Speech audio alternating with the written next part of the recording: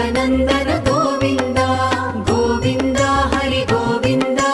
गोकुलनन्दन गोविन्द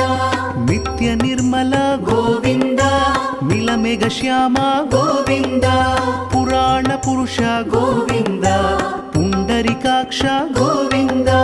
गोविन्द हरि गोविन्द गोकुलनन्दन गोविन्द गोविन्द हरि गोविन्द गोकुलनन्दन गोविन्द नन्दनन्दन गोविन्द नवनीत चोर गोविन्द पशुपालक श्री गोविन्द